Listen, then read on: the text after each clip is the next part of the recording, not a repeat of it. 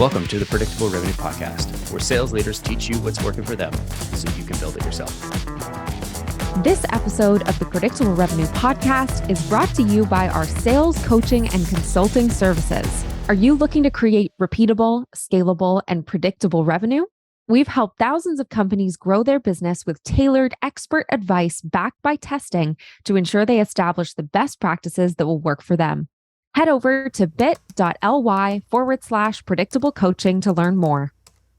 Welcome back to the Predictable Revenue Podcast. I'm your host, Collin Stewart. Today, I'm joined by Dr. Jeremy Koenig, and we are going to talk about human performance. Jeremy, welcome to the show. Collin, thank you so much for having me. Pleasure and honor to be here. I'm super excited. We're going to be talking about, this is something that I'm personally interested in. I mean, you and I kind of chatted in the pre-interview about, I had a side project going on in the kind of human health and fitness space, as opposed to the dog health and fitness space. Right. Which is a thing, by the way. I think for another podcast. Right. It's right. I'm excited to talk about how to show up and have a good day every day. It's something that I've been trying to put together for myself. I know a lot of your content is focused on entrepreneurs, and I hold that being in sales is as close as you can get to being an entrepreneur without being an entrepreneur, right? Like, what other job is your income so variable and there's so much risk and reliant on your performance?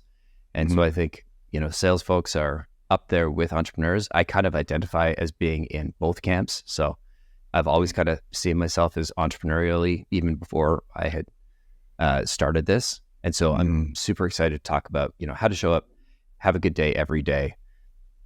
And it's kind of, we'll get into your framework for optimal human performance, both on the personal and professional level. I want to start with an interesting conversation we had in the pre-interview. And kind of before we decided to actually record this, we were just chatting about you had done this study looking at the DNA of 10,000 or over 10,000 athletes. I'm curious, what can we learn from these professional athletes about human performance that might be helpful to us? Yeah, great overview. And I love the guiding star you've given us, how to show up and have a great day every day. Yeah, it definitely is a guiding star because it's tough to hit that. It's definitely I'd like to call it an overreaching principle, so to speak, or a target that we must overreach to. And that's really what I've learned is the essence of what it means to be an athlete who is, growing and adapting, is you're always kind of shooting for something just out of reach. It's the application of that strategic stress that brings about the desirable adaptation. So, you think about, specific exercises in the weight room for a sprinter, do those translate? And, it's not just about how much you lift, it's about the muscle recruitment pattern. It's about when you do it. It's about what else you do with it. So there's this really intricate sequencing that goes on to manifest a performance. And, you started at the top of the call, you were talking about, sales folk being the closest to entrepreneurs. And, when I think about, athletes, which I'll come back to in a second here, I'm also, thinking about, artists as well, entrepreneurs, artists, athletes, salespeople. The thing they all have in common to me, it seems, is they all have to create their future. They have to, physically create their, bodies in the case of an athlete, and, physically create stored potential in the case of a salesperson, right? That's effectively, I think, what money is at the end of the day. It's a stored currency that we use to unlock future potential. So, the overlap between, how might we learn from athletes to, guide, human performance and salespeople is highly relevant. I'll give you the top three kind of just so type story that I tend to tell in so far as looking at the DNA and the tens of thousands of athletes. So first and foremost, there are broad buckets, 3 broad buckets that I looked into, or I realized looking at athletes. And the first thing that an athlete needs to be on the start line or on the rink, on the court, whatever their sport, is they have to be free of injury. The fact of the matter is, everybody has different vulnerabilities, just as they have different strengths, which I'll come back to in a second. So it really does come back to knowing what those vulnerabilities are. Now, in the case of athletes, what I observed was, if I was looking at Olympians, let's take track and field as an example. I love that cohort because you get shot putters and marathon runners and every diversity of athlete in between. And so all different genomes and all different ways of activating their DNA. Because that's really what we're talking about when we have a performance or we have an unlocking of human potential at the gene expression level. It's expressing different proteins in response to different environments. And so what I found in these athletes who were, at this juncture, Olympians or soon to be Olympians, mid-20s, so they'd made it through, the earlier waves of competition, university or semi-pro. And a lot of that had to do with great coaches, which I'll come back to, but a good amount of it had to do with luck, that just not getting injured. And it turns out that there are gene variants that will assist athletes or protect athletes from injury, whereas others are more vulnerable. And so you might think, well, oh gosh, if I'm subject to injury or weakness, there's no chance I can win an Olympic medal. And we actually found that the converse to be true, is a good number. And in fact, an overrepresentation of Olympic medalists did have these vulnerabilities. The cool thing is they actually had coaches that understood those vulnerabilities. And as a result, would temper their training load to match, the so-called minimum effective dose. And that's really the next bucket is, so we look at the structural integrity genes. So in terms of injury risk, we're talking about Achilles tendon rupture issues, tendons, ligaments, bone vulnerabilities, right? So just going to be a general backing off from a coach for like a jumps coach, for example, if their triple jumper is saying, hey, my ankle's kind of sore, right? So just kind of some wisdom in knowing the genome, be like, hey, we're not going to over push it. And we're going to give you some structural integrity exercises. So then the next bucket, so that was the first bucket, is injury, structural integrity of the tissue. The next bucket was really, to do with the exercise physiology, the physiology genes, the engine, right? So you look at athletes, and I talked about the different types you see in track and field. Well, 800 meter runners look different genetically from 100 meter runners who look different from 1500 meter runners. And to an extent, you could actually, when I mapped out all these different genotypes as it relates to exercise physiology genes, you could say for the most part, with, say 75% predictability, you say, that's a sprinter, that's an endurance athlete, et cetera. But you know what, there's the odd case where you'd see an endurance athlete that had sprinting capability as well.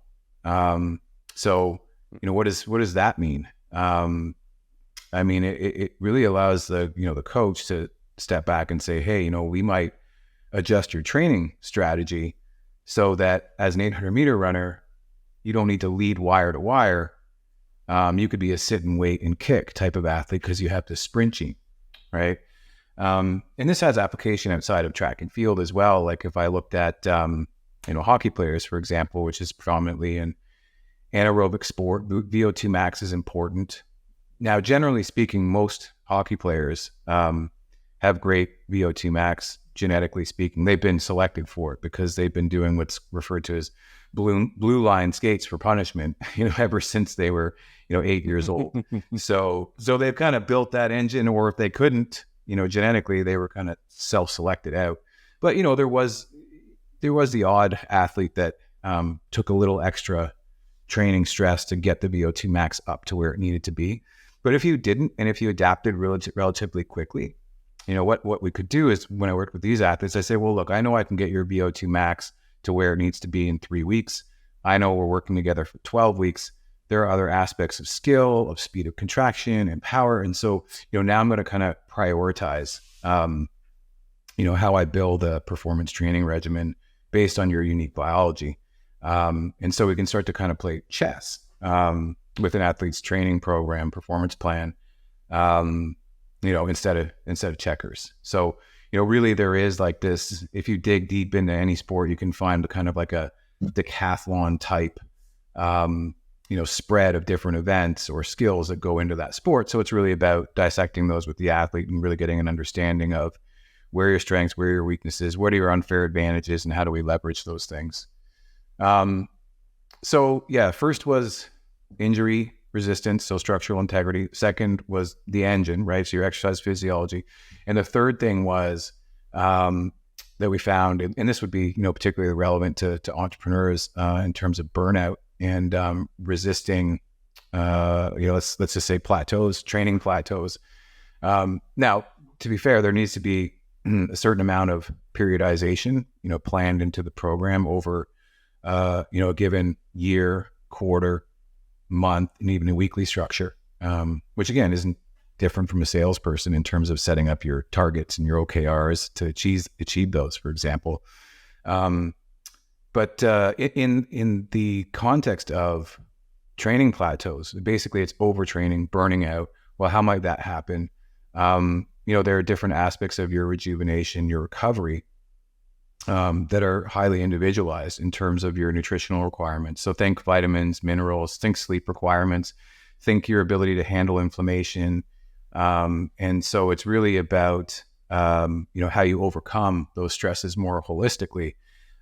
Give you an example of like a multivitamin, for example. There's, a generic multivitamin that you can take, but now more and more what we're seeing on the markets is, more personalization as the trend. And so instead of a generic multivitamin, you might think of, a genetically based multivitamin. And so, case in point for me, I don't turn beta carotene that I get in fruits and vegetables or carrots, for example. I don't do well at turning that into vitamin A.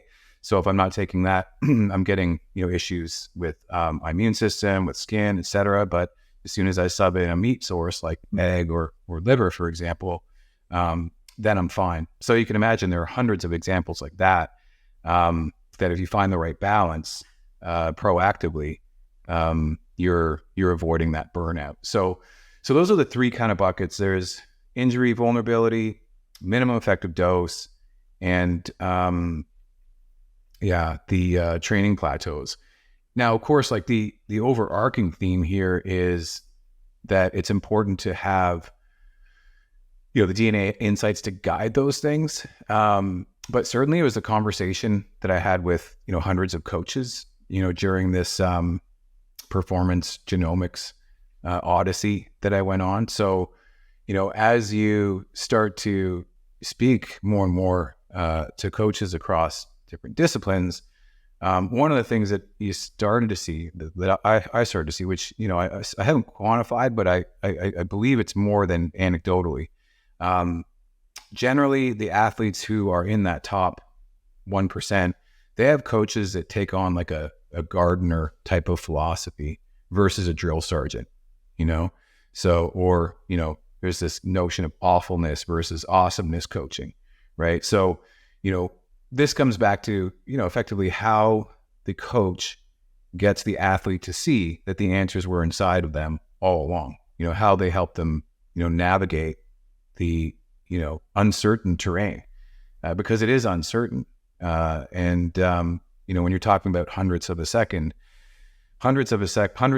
between, first place and last place in something like the 100-meter final, the attention to detail, sure, it's important, but it's really about the empowerment of the human holistically in the endeavor that they're about to take on. So really fascinating project that really does echo the time eternal nature versus nurture balance, and so that's in a nutshell is what I learned from the athletes and their coaches. As you were kind of describing, your your body doesn't respond or doesn't get what it needs out of carrots. And I was thinking about how it correlates to my energy levels, and I haven't done my genetics. And I kind of had this moment, and I was like, oh, I feel kind of like, I'll have days where energy is stronger, energy is lower. And I don't really know what the underlying cause is. I mean, obviously it's food, but it does sort of feel like I'm playing Russian roulette with my food, like 1,000 different games of Russian roulette of like, okay, my body might like this bread. Like, I think I've got some ideas about what my body likes, it doesn't like, but from, I don't process carrots properly. Like I suspect that would be a hard one to figure out just by, feeling around. Yeah, it's true. And it would be a hard one to, even be aware of if you're not putting your body through some kind of stress, which you are as an entrepreneur, as a sales person, right? Like you're going out and you're doing the hard thing every day. And that's another thing that I gave me pause when I was looking at monitoring these athlete data. So it wasn't just the DNA that we looked at, it was their other aspects of how they responded to training. So there are all kinds of different metrics that I'll spare you the jargon, but the point was that, you could basically look at these trends of athletes and predict when they were going to get injured based on how they were reporting the level of difficulty of the training. And the interesting thing is the reason why they would report the training to be difficult was different for every athlete. For a number of reasons, like nutritionally or, genetically, they're less suited to, one kind of training over another. So in terms of getting to the root of an issue, the good thing is like you're stressing yourself out enough to notice a difference. And the bad news is you're in that Russian roulette or trial and error period. I like to call it, the journey that you're on is really about finding fit or finding Goldilocks, right? And where is that Goldilocks zone? And so it is always you interfacing with the environment, but then it's like, okay, well, there's an observation. And I've collected enough of these to know that, when the star constellations are in such a way, that's when I plant seeds. And when they're in another space, that's when I harvest them, right? So humans have been doing this forever. And I think we now have these tools that we can follow up to these questions that we're asking. One of the ones that I just experienced, recently was, on the managing of stress. And, for that, I'll use various, incantations or meditations or physical exercise type practice. But on a deeper look at my genetics, I found I have a specific variant of the MTHFR gene that, kind of messes with my vitamin B metabolism. And so I can be in depletion there. And anybody who's low in vitamin B, tends to be fatigued, tends to be more irritable. And so, I was trying to meditate those problems away because I thought, hey, this is a psychological thing. But it's like, no, this is biological. So the introduction of something like acetylcholine is like the key nutrient to kind of unblock that pathway.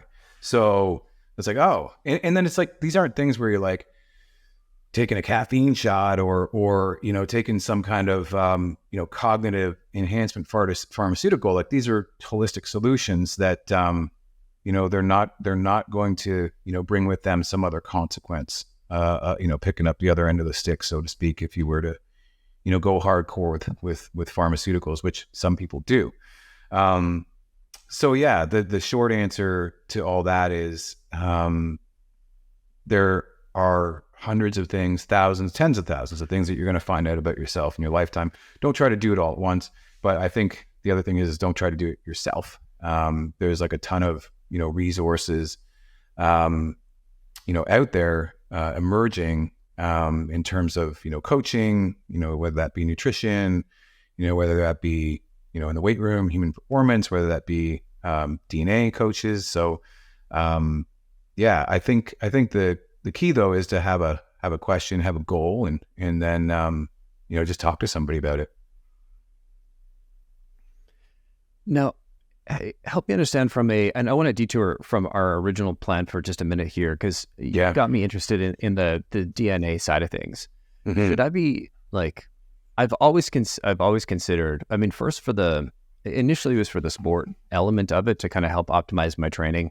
I thought it'd be super interesting. I have a like a blood glucose monitor that I've gotten that I haven't had the chance to like hook up and do the test, but I'm interested in these things, not just for the physical performance, but for the mental performance. You know, for me to show up and be on a call, you know, back-to-back calls for 8 or 9 hours, that's not uncommon. It's not my ideal situation. But like today, I'll be wall-to-wall calls from 8 o'clock till probably 5 o'clock, and 2 of those are going to be podcasts. And so my energy level is going to dramatically impact the quality. This one's going to be, you know, pretty great because it's morning my time when I'm recording it. The one at 2 o'clock is going to be a little bit trickier because, you know, I'll have been wall to wall. Is DNA like, would you recommend, like, I don't have time to go back to school for 10 years just to figure this out. You know, can I get like one of those DNA tests and be able to decipher all this myself? Or do I need to work with like a DNA coach, as you say? Like, what's the perfect version? What's the like version for me to start with that you'd recommend? Yeah, it's a good question. The challenge with the personal genomics industry, like the DNA industry now, the consumer genomics industry is, well, you know, it's focused more on ancestry. And I think that's what, you know, first of all, most people have been presented is like, oh, well, if I want to find out my ancestry and my relatedness, DNA can do that. And that's totally true. It can. But there's so many other things in there to, you know, that are worth knowing. And in terms of, you know, like, so for example, like the athlete example, right? So in that instance, you know, essentially I spent, you know, my entire life in athletics. So like I was a track athlete in college. And I happen to study genetics as well. So I've always been looking at, you know, DNA through a human performance lens. And I've been doing that for the last, you know, really 3 decades. Cause, you know, I started being fascinated by DNA when I was a teenager, just for, you know, personal reasons. My mom was diagnosed with, multiple sclerosis. She said, don't worry, it's not genetic, or it might be, we don't know. So it was like, okay, well, how does this DNA, how does this nature nurture thing work? And so I'm telling you all this because I don't want to lead the listeners to a solution that they won't find. That is, you know, if I was to say, you know, go get your DNA from 23andMe or Ancestry DNA, I mean, you will find information in there, but it takes a lot to like unpack it and to organize it into a plan. So the good news is there are, you know, emergent like genomics docs, you know, people, you know, like me, better than me, that have dedicated their lives to building out more actionable DNA insights. And in fact, this is something that I do as part of my coaching program. So besides the, you know, the mindset stuff that we talked about, and then the strategic periodization, you know, there's the biology aspect of things that I do. And for people who are interested, I manage, or I set up their connection to a specific panel of polygenic markers that they can access as it relates to, say, cardiovascular health, or you know, detoxification, cognitive performance, emotional health, exercise, hormonal health. And so that comes with one of the experts, or that part of my expert team. And it actually comes with like a nutrient blend associated with that. So, you know, what I get is I have a DNA-based supplement that accounts for all the different amounts of these micronutrients that might be in short supply. But I don't want to sell it as, hey, take this and you'll be great forever. There may be a way to, you know, look at your operating system in terms of, well, 8 hour calls back to back. Is that really the best for you? If it is for right now, then It's not. yeah. If it's something you have to do for right now, then okay, cool. But when's that going to end?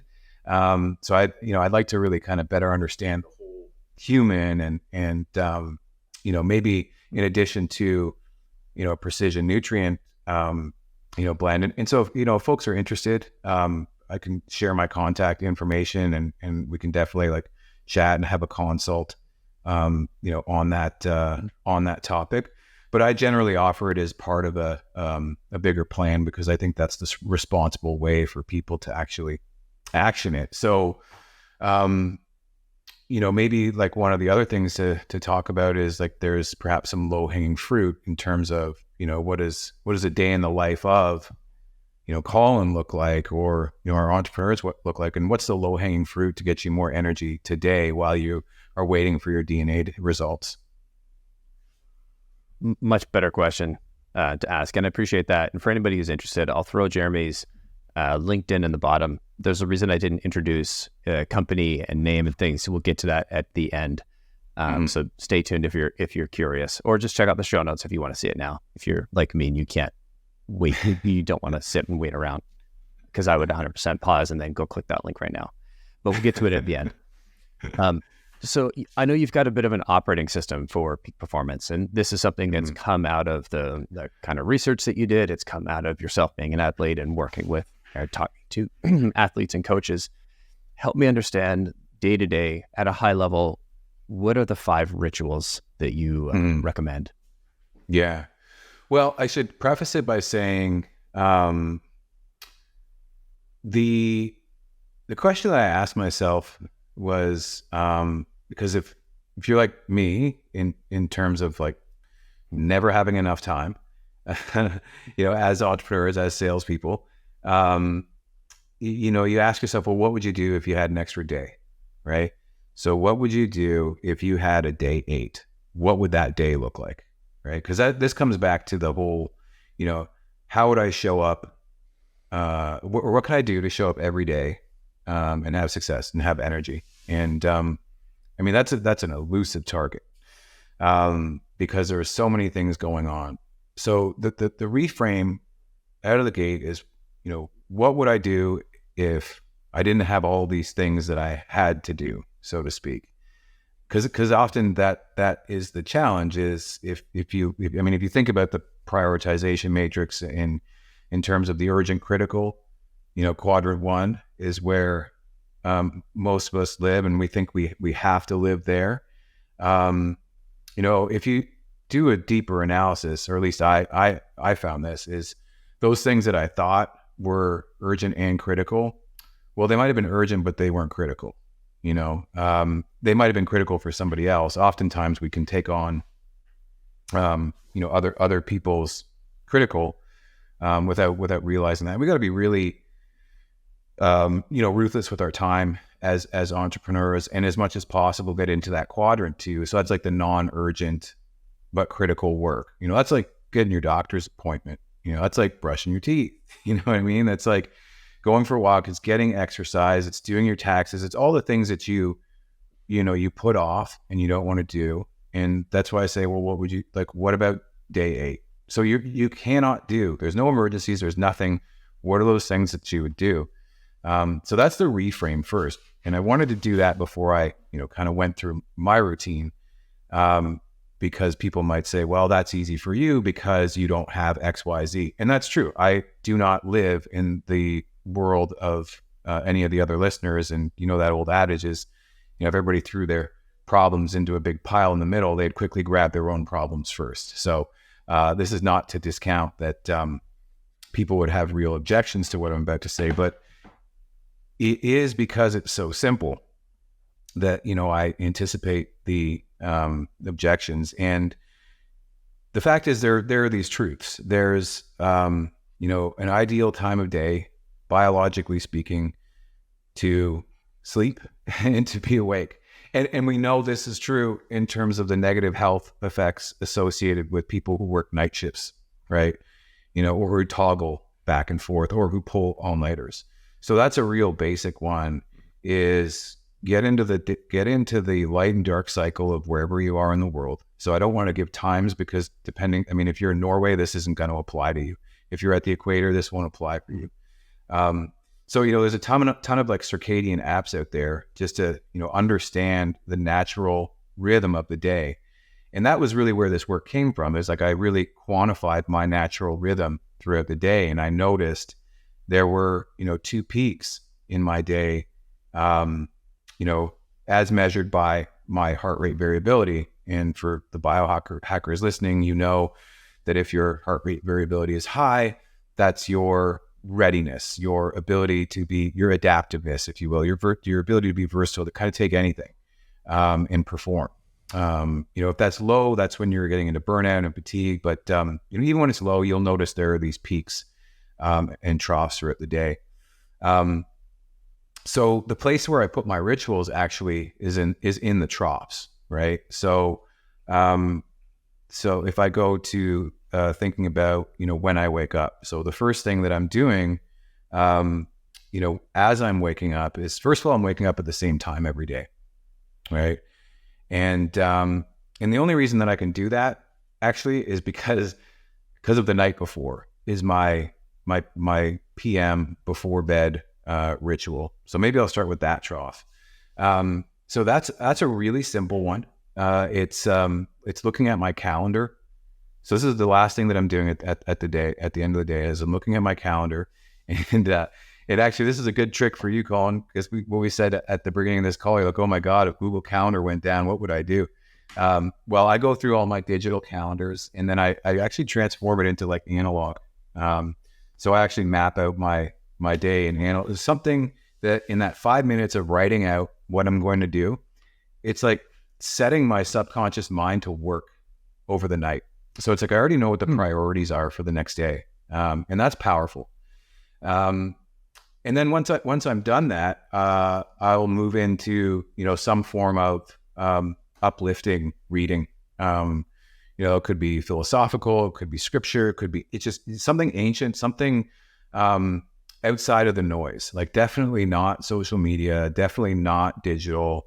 I mean, I'm literally reading bedtime stories of ancient minds of past, so to speak. So that really connects you to something bigger than yourself, before you're going to bed. And there are other things that I do, let's just say biologically as well. An Epsom salt bath, if you're having trouble sleeping, that's gold. So a hot Epsom salt bath, a little bit of magnesium with water, and, melatonin if you're coming off some travel. And I start that wind down ritual about an hour before I'm going to bed. So that's the key, right? Is like, don't hurry up and go to bed. And maybe even start this 2 hours before you go to bed. You start to plan for the next day.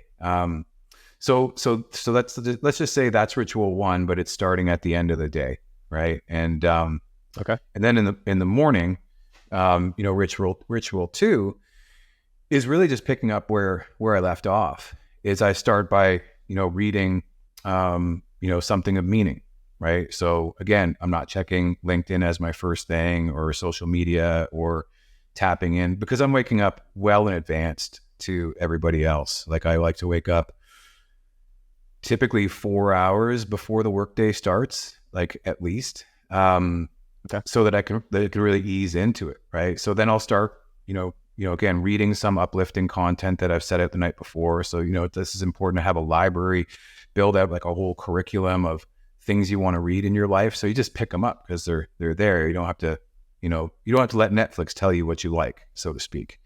You can have your own library. Yeah. So yeah, it's starting the day with reading that uplifting content, and then I'll go through and I'll look at what's the day that I have planned, and which I had just done the night before. And I'll spend a couple minutes doing that, and I'll have like me personally, I'll throw coffee, put like a little bit of honey and some collagen and butter in there. It's like a zone ratio, so I don't spike my sugar, but I get a little bit of a caffeine boost. I'm a slow metabolizer of caffeine, but because I do this before my workout, it's actually great. It gives me a cognitive boost for me to think about what I'm going to do that day, and then I go do my physical routine because I solve problems with moving, right? So I was one of those kids who, if I went to school today, I would definitely be on, ADD medication because I move to think. It's just, that's what works for me. So then I'll come back. And so that's my second ritual, my workout. And then the third ritual is the startup ritual, right? So the startup ritual is me going to my quadrant 2 planner, right? So the things that are non-urgent but critical. And I do 3 of those things first before I get to anything else in my day. And what's really cool is because I know how all these urgent things coming up, the mind is just solving a lot of those problems before you even get to the meat and potatoes of your day, right? Like the 8 calls that you have, for example. You can just kind of, show up because you've reviewed all these things already. And if you've done a good job curating the calls, you're probably bringing in people who are, awesome and synergistic, right? So it's not just about you having to do all the work. It's about leaving room for space to explore those synergies with people. It's like this call. I have no idea where this call is going. I'm reliant on you or us to come together and build that. So that's 3. Real simple is just basically, doing those first 3 things. Today, for example, my 3 things were looking at my own personal responsibility operating system, deciding on a life insurance plan with my wife, and going over our birth plan because we have a baby due in 2 weeks, right? So all that before my day starts. It's like I'm like, wow, like I'm rocking it, right? Because I've taken care of myself, taken care of people I love, and now I can get to work with that energy. And then, of course, now you're in it, right? Now you're taking calls, get back to people, doing like your massive action lists, and I'm basically hitting that from like 8 to 12:30, and then middle of the day. That's again now time that I reserve for physical activity. You don't have to be doing anything crazy. Just go for a walk, break it up, do some yoga, stretch. I mean, the great thing about working at home, great thing about being an entrepreneur or salesperson is you potentially own your own schedule. So as long as you start to plan these non-negotiable little anchors in your day and you start to get into the habit of planning around them, this kind of just starts to take form on its own. So then, so that ritual period is anywhere from 30 minutes to 90 minutes, depending on what my day will allow. And then I'm basically heads down from, 1:30 to 6. And then in the last half hour, I'm basically, going through my day that I had set up. So I basically have a system of, well, here are all the initiative, the action items that are running that are all tied to highly specific initiatives that I planned. Well, what was the insight? And then what was the next action item from them? And then I set those up, for the next day, the next week, et cetera. So this, like, as I mentioned from the beginning, it sounds, all very fine and good for me. I've spent, 10 years trying to figure this out, but I did it by starting with that notion of, well, what would I do if I had an extra day 8?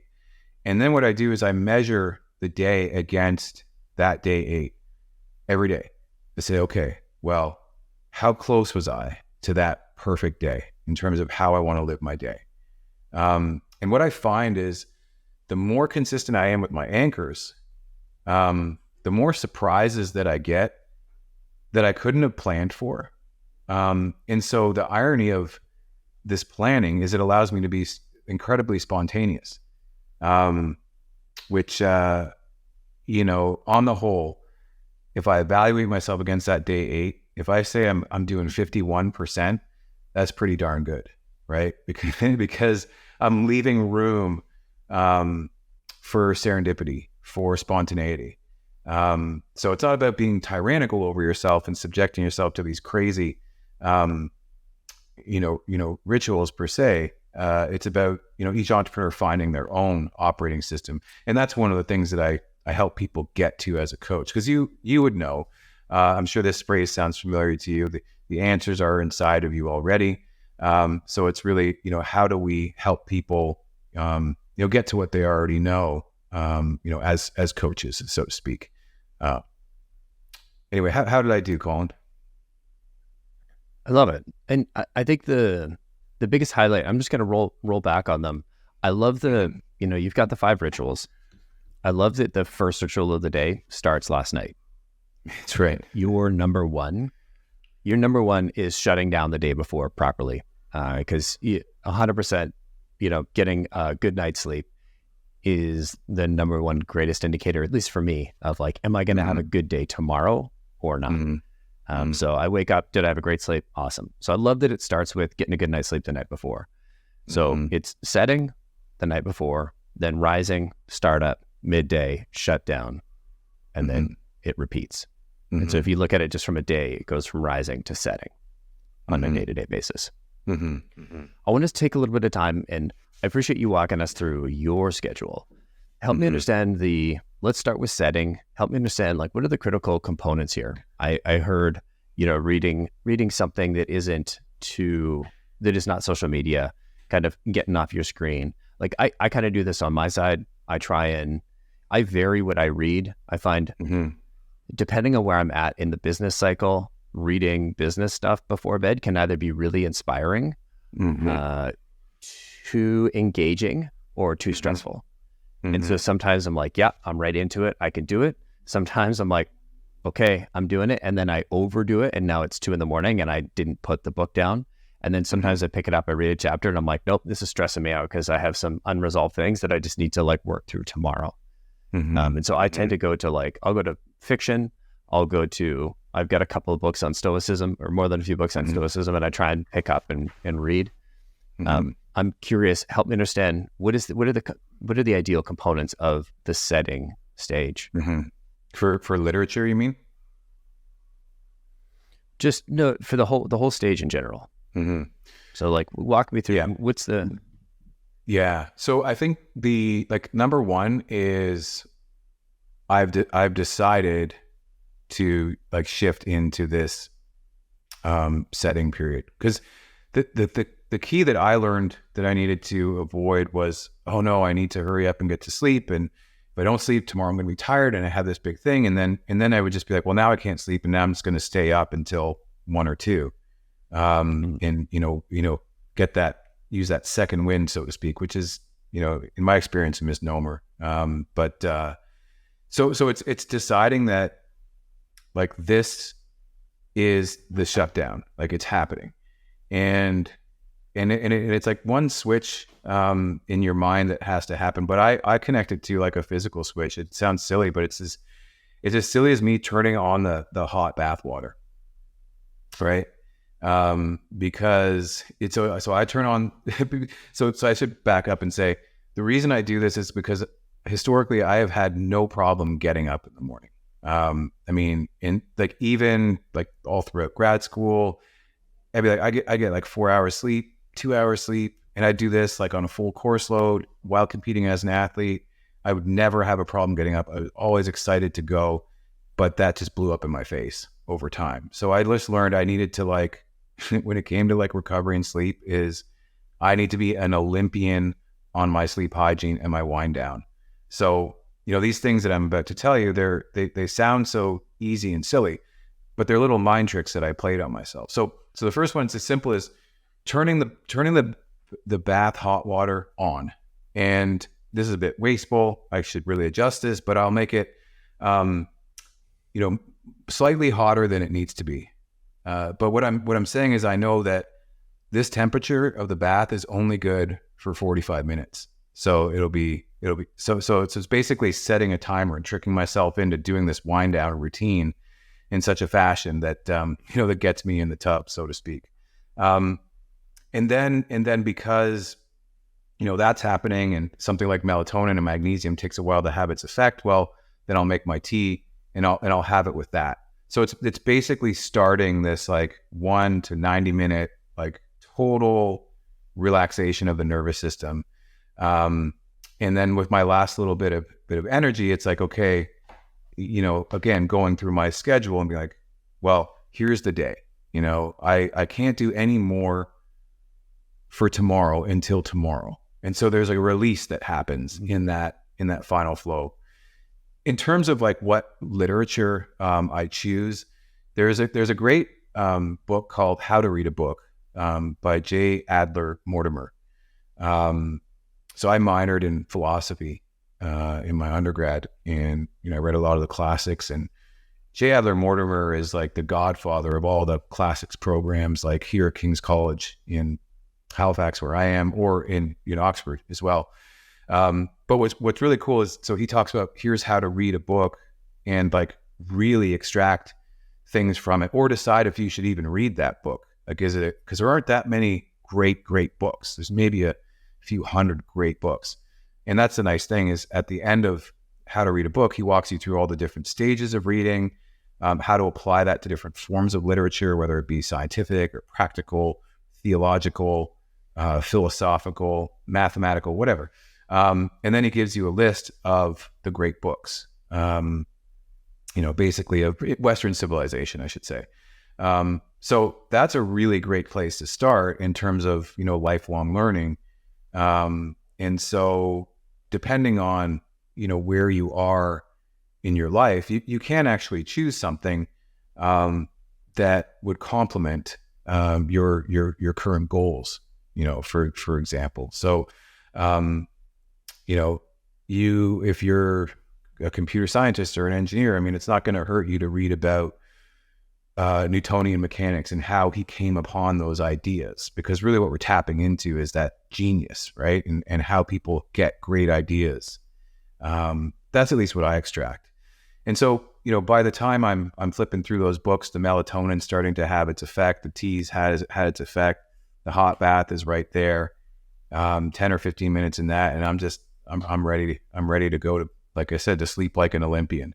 So that is, what I would say is one of the most finely tuned, shutdown protocols I've been able to finagle in the last 10 years. And it sounds really simple, but everyone's is slightly different. But the key is making that decision that I'm not going to do any more work. And whatever the trigger is for that is key to identify. Gotcha. For the sake of time, I would like to get to like the couple of key points here, and just kind of let's go through these rapid fire here, because I could keep you talking for hours. I want to be respectful of your time. I want to be respectful for the audience. Sure.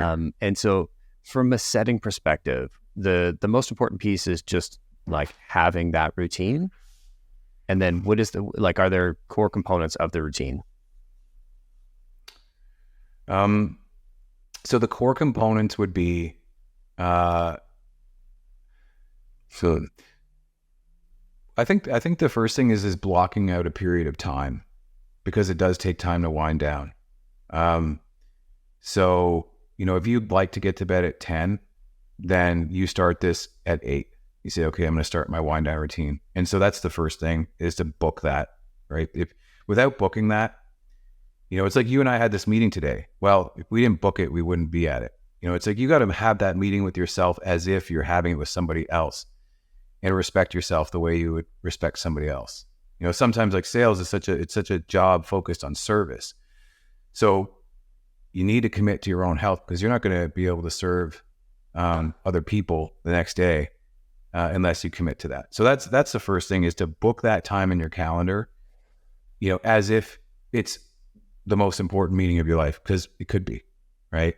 And as I said, that then the next step is, well, what's that first trigger? What's that first domino that's like, okay, no, I'm really turning this thing off. And as for me, it's turning on the bathtub. For you, it might be closing your computer. It might be putting out the coffee for tomorrow. But the point is you're thinking about, you're starting to do things for tomorrow, in honor of tomorrow. And then I think what's important is to have the very last thing drawn out, which for me is the bath. Like for other people, it might be meditation, might be prayer. I don't recommend, watching anything digital. I mean, I've tried that. When I can't sleep, that's what I do, right? So, and it doesn't work in terms of a shutdown. So, the one takeaway, Colin, just to make it super simple, I come back to what I stand by what I said is book that time with yourself and honor it. Got it. Mm-hmm. Okay. And then moving on to the rising element. So what's the most important part of rise? Well, actually, it does come back to PM because the setting ritual, one of the things I do is I set my clothes out the day before. So I set out exactly what I'm going to wear. And because I'm going to do a workout, it's my workout clothes. So I set everything up in the order that I would put them on, my shoes there as well. So the first thing I'm doing is I'm dressed and I'm ready to go and be outside, within like outside working out within 45 minutes of waking up. And even before I do that, I open the door and I get outside and I get some air and I recognize that, hey, there's this big, blue world out there that I want to get after. I want to get outside, and especially for me, because I spend so much time, I'm fully remote. So I'm working inside and in my office. So if I don't get outside, I could very easily find myself in front of the computer, for 16 hours straight. So yeah, the first thing is capitalizing on the clothing that I've put out, and getting a quick breath of fresh air, reading some inspirational literature before I get going, and then checking my book, right?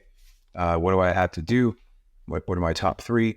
And then I'm out the door, problem solving on my day while I do my workout. And my workout's a mix of things that I've learned from all the different sport disciplines that I've had in the past. So I'll pull in things that I've learned from track and field, from different martial arts. But it's as simple as doing like a light jog in the morning for 45 minutes. And I do actually pair that with a soundtrack that I built specifically designed to get my psychology up for the moment. So I do use music, as part of that rising ritual. Gotcha. So it's initiating, it's having you're getting outside, you're getting your exercise. Then we move to, that's the rising step. Then the startup step. Tell me about what are the kind of 3 core components of the startup step? Yeah.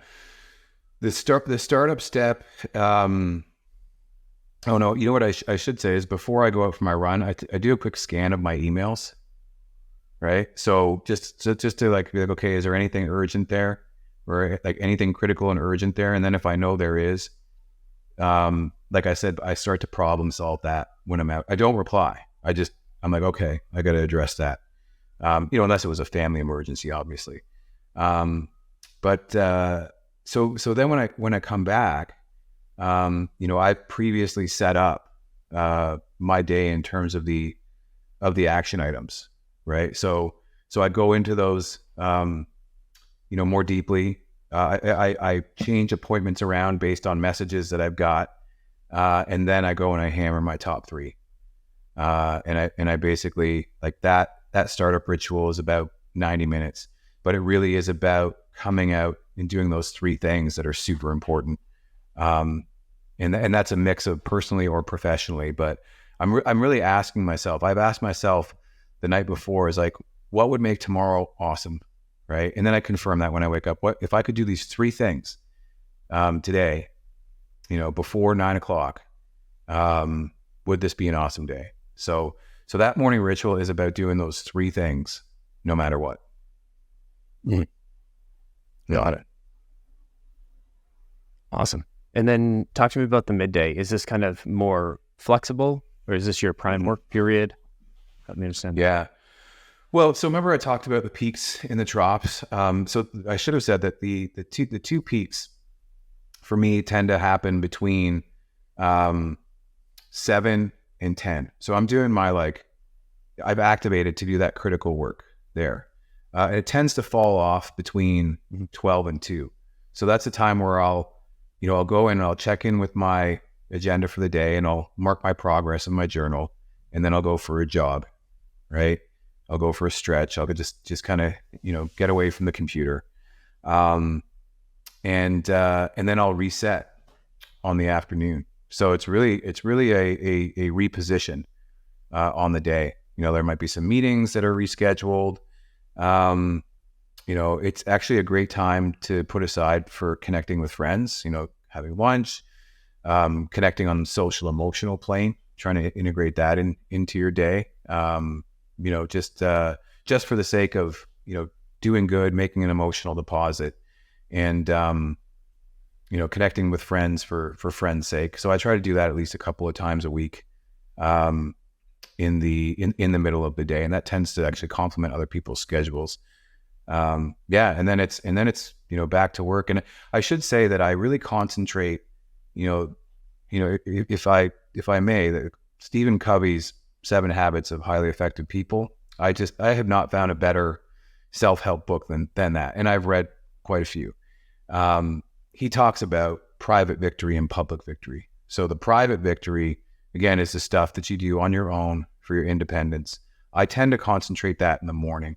So that's the kind of work that's more strategic, that's getting back to folks on promises that I've made, stuff that basically I have to do on my own. That work is the work that I do in the morning.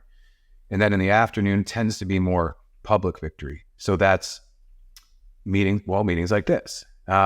It's sales calls, right? It's deals, deal management, right? So you think of it from a salesperson, it's like, well, I'm going to curate my leads list in the morning. I'm going to check out all the actions that I've mapped out for probably 2 weeks, at least in advance.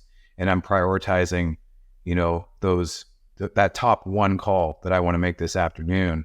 But I've got 10 others that I could do if I get through that. So that's a balance. The afternoon is really setting up the balance between deal negotiation, discovery calls, delivery calls.